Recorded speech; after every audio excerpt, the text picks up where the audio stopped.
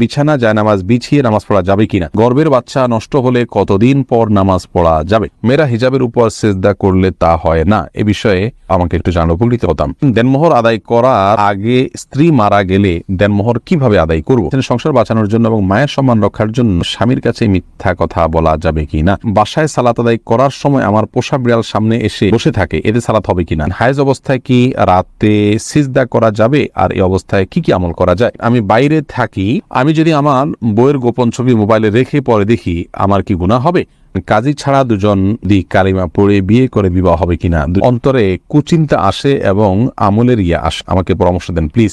নামাজ পড়ার মধ্যে হাত দিয়ে মাথা চুলকায় বা যে কোনো জায়গায় হাত দেয়, সেটা করলে কি নামাজ হবে?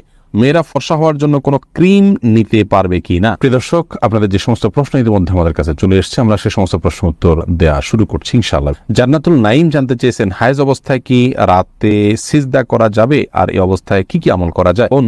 মাসিক অবস্থায় মেয়েরা সিজদা দিবেন না, ৫ ওয়াক্ত নামাজ পড়বেন না, বা কোনো নামাজ পড়বেন না, কোরআন স্পর্শ করবেন না এবং তওয়াফ করবেন না, এছাড়া রোজা রাখবেন না, স্বামী সহবাস করবেন না, এছাড়া যে কোনো কাজ তারা করছেন, দোয়া দুরুদ ইস্তেগফার, আল্লাহর কাছে প্রার্থনা, ইসলাম বই পুস্তক পড়ায় সব কাজগুলো তারা করতে পারবেন, কোনো সমস্যা নেই।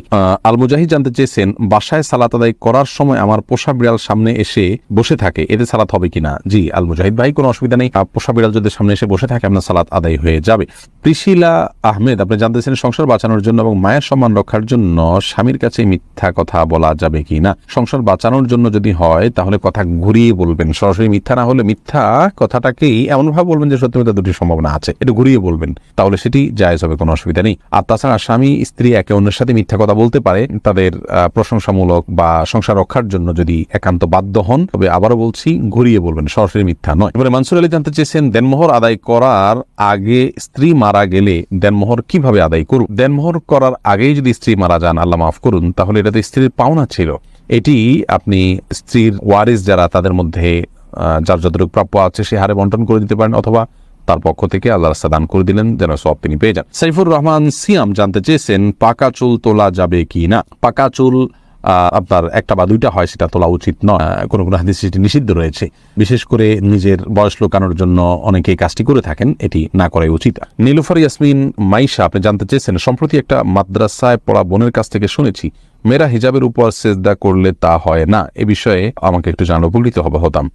বোন, এটি ভুল কথা, যদি কেউ বলে থাকেন যে হিজাবের উপর সিজদা করলে সিজদা হবে না, কপালের উপরে হিজাব থাকলে সেখানে সিজদা করলে সিজদা আদায় হবে, কোনো অসুবিধা নেই, কোথাও নিষেধ নেই করা দিয়েছে যে কপালের উপরে কাপড় থাকলে সিজদা হবে না। তবে মুখমণ্ডল ঢেকে সিজদা করা উচিত নয় সাধারণ অবস্থায়, যেখানে অন্য কোনো পরপুরুষ নেই সেখানে আপনি মুখমণ্ডল না ঢেকে ওটা খুলে সিজদা করতে হবে।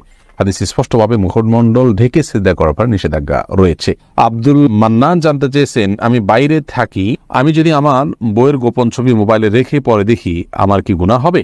না ভাই, আপনার স্ত্রীর একান্তের বা আপনার একান্ত মুহূর্তের ছবি বা যে কোনো ধরনের ছবি ভিডিও আপনার কাছে থাকলে সেটা আপনি দেখতে পারেন গোপনে, কোনো অসুবিধা নেই, এতে আপনার কোনো গুনাহ হবে না। তবে মনে রাখতে হবে যে এতে তার প্রাইভেসি যাতে লঙ্ঘন না হয়, অর্থাৎ অন্য কারোর নাগালে যেন এটি চলে না যায়, সেজন্য প্রোফাইল লক দিয়ে বা বিভিন্নভাবে সেটিকে আপনার নিরাপদে সংরক্ষণ করতে হবে, আপনি দেখতে পারেন, কোনো অসুবিধা নেই।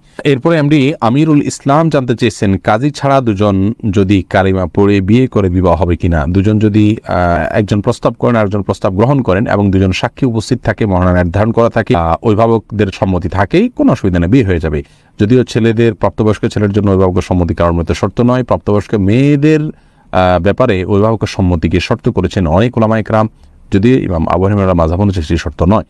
তো বিবাহের মৌলিক শর্ত হলো তাদের উভয়ের প্রস্তাব এবং সম্মতি, দুজন সাক্ষী শুনবেন, পুরুষ সাক্ষী শুনবেন এবং মহানা নির্ধারণ করবে, সেগুলো থাকলে বিয়ে হয়ে যাবে। কাজী এটা বিয়ের জন্য আবশ্যক নয়, কাজী ছাড়াও বিয়ে হতে পারে। আব্দুল্লাহ আল মামুন জানতে চেয়েছেন, অন্তরে কুচিন্তা আসে এবং আমলের আসে, আমাকে পরামর্শ দেন প্লিজ। কুচিন্তা এবং খারাপ চিন্তা ভাবনা এগুলো দূর করার জন্য বেশ কয়েকটি ভিডিও আমাদের আছে, সেগুলো দেখে নেবেন ইনশাআল্লাহ। আপনি বাজে কোনো চিন্তা আসলে বাম দিকে থুতু ফেলে 3 বার আমানতু বিল্লাহি ওয়া রাসূলিহি এটা পড়বেন, সেই সাথে আল্লাহ তাআলার কাছে দোয়া করবেন, পানাহ চাইবেন, আল্লাহুম্মা জাআল ওয়াসাওয়িসা কলবি খাশিয়াতাক, আল্লাহ আমার অন্তরের কুমন্ত্রণাগুলোকে আপনার ভয় দিয়ে আপনি পরিবর্তন করে দিন, এভাবে আল্লাহর কাছে দোয়া করতে পারেন, নিজের ভাষায় আপনি বলতে পারেন। সেই সাথে আপনার আল্লাহকে নিয়ে যদি বাজে চিন্তা আসে তার জন্য আলাদা কিছু পরামর্শ আছে, আমাদের ভিডিওতে দেখে নেবেন। আসলে সমস্ত আমলকে লুকিয়ে করার চেষ্টা করবেন, এই প্রবণতা আপনার মধ্যে থাকলে এবং এই কসরত আপনি কিছুদিন করলে ইনশাআল্লাহ রিয়া দূর হয়ে যাবে। রেবা তরফদার আপনি জানতে চেয়েছেন, কুড়িয়ে পাওয়া নবজাতক শিশু নিজ সন্তানের মতো প্রতিপালনের ক্ষেত্রে তার পিতামাতার নাম কি নিজেদেরটাই ব্যবহার করতে পারবো, নইলে তার স্কুলে ভর্তি আইডি বিভিন্ন ক্ষেত্রে সমস্যা দেখা দিবে, সমাজে সে তো প্রতিটি ক্ষেত্রে হেয় প্রতিপন্ন হবে। খুব চিন্তা আছে, আশা করি সঠিক নির্দেশনা পাবো। বোন রাবেয়া, যদি কুড়িয়ে পাওয়া হয় এবং তার বাবা মাকে কোনোভাবেই খুঁজে বের করানো হয়, আজকাল ডিএনএ বিভিন্নভাবে হয়তো খুঁজে পাওয়ার স্কোপ থাকতে পারে, যদি থাকে তাহলে সে চেষ্টা করতে হবে। যদি কোনোভাবে তার বাবা মা খুঁজে পাওয়া না যায়, তাহলে সেক্ষেত্রে আপনার ওই শিশুকে যারা লালন পালন করছেন তার জীবনের তার লাইফ যাতে সহজভাবে চলতে পারে সেটার সুবিধার্থে তাদের বাবা মা ঘরে তাদের নাম তারা উল্লেখ করতে পারেন, অসুবিধা নেই। লালন পালনকারী ব্যক্তিকে বাবা মার ঘরে নাম উল্লেখ করলেও প্রকৃত ঘটনাকে তারা লুকানোর চেষ্টা করবেন না, সেটি যেন সবাই জানে, সন্তান জানে যে তার বাবা মা ভিন্ন কেউ। বাকি তার সুবিধার দিকে লক্ষ্য করে রূপক অর্থে নিজেদেরকে বাবা মা হিসাবে পেশ করতে পারে। তাহিদুল ইসলাম পলাশ জানতে চেয়েছেন, নামাজ পড়ার মধ্যে হাত দিয়ে মাথা চুলকায় বা যে কোনো জায়গায় হাত দেয়, সেটা করলে কি নামাজ হবে? হালকা যদি চুলকায় নামাজ হয়ে যাবে, কোনো অসুবিধা নেই, বা হালকা একটু হাত দিলে সমস্যা নেই। কিন্তু এত বেশি চুলকালো, ধরুন 2 হাত ছেড়ে দিয়ে আপনি খুব আরামসে এমনভাবে চুলকালেন যে একজন সাধারণ মানুষ বাহির থেকে আপনাকে দেখে আপনি কি নামাজে আছেন কিনা সেটা নিয়ে তার সন্দেহ হয়, অথবা আপনি নামাজে আছেন এটা সে বুঝতে না পারে, এরকম যদি হয় তাহলে এটাকে আমলে কাসির বলা হয়। এরকম আমলে কাসিরগুলো নামাজ হবে না। আর যদি হাইয়া আছে, নামাজের রূপ আছে, আপনি সেই রকম ইয়ের মধ্যেই আছেন, নামাজের অবস্থার মধ্যেই আপনি আছেন, বোঝা যায় যে আপনি নামাজে আছেন, সে অবস্থা বজায় রেখে ধরুন হাতে একটা বাধা আছে আর একটা দিয়ে হালকা একটু চুলকালেন, মানুষ দেখলে বুঝতে পারতেছে যে আপনি নামাজে আছেন, আপনার ভাবভঙ্গি বাধাটা বোঝা যাচ্ছে, এরকম যদি হয় তাহলে এটুকু চুলকালে কোনো অসুবিধা হবে না, জায়েজ হবে। আলেয়া খানম জানতে চেয়েছেন, বিছানা জায়নামাজ বিছিয়ে নামাজ পড়া যাবে কিনা? বিছানা জায়নামাজ বিছিয়ে নামাজ পড়া যাবে, কোনো অসুবিধা নেই।